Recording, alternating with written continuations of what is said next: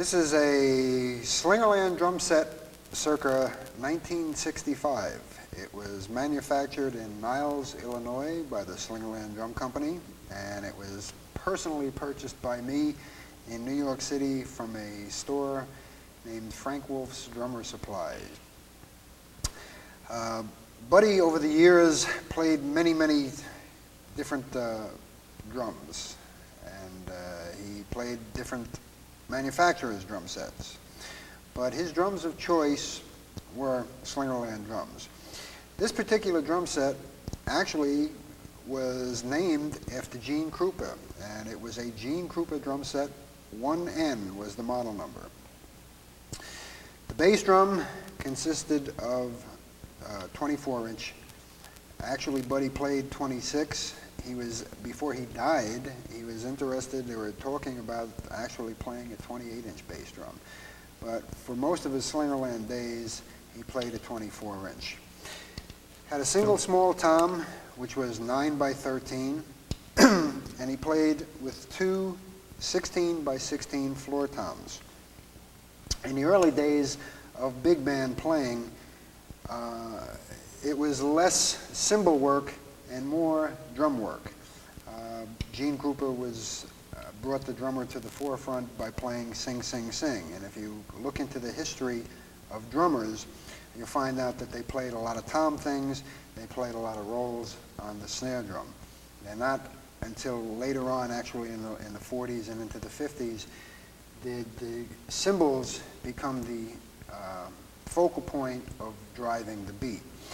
When you think about the drum set as we know it today, it's actually, this type of configuration was created about the 1940s. And if you think about the evolution of the drum, it's probably the oldest instrument on the face of the earth.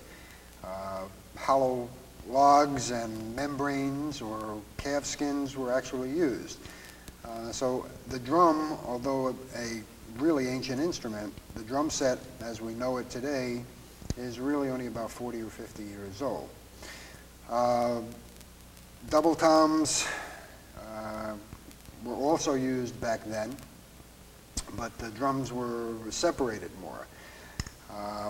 Papa Joe was the man who really brought the hi-hat to the forefront in the swing era, and the cymbals that Buddy used for most of his career was a 20-inch ride, medium ride, and his crash cymbals were 18s. His hi-hat cymbals were 14s. But when he got started back in the early days when he was with Tommy Dorsey, the guys used to play 12-inch hi-hats, and the cymbals got bigger. And then he had various size splash cymbals, and later on he actually added a pang cymbal.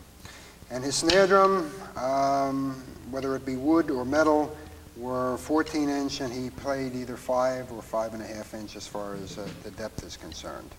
So those were the components of his drum set. Buddy didn't believe in tuning a drum. He believed that you tensioned it.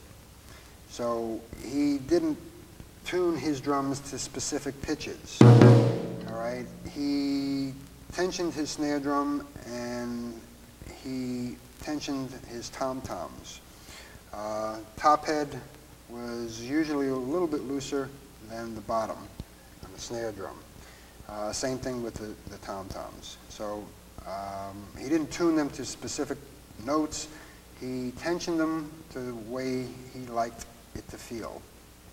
And that's pretty much the story of his drum set.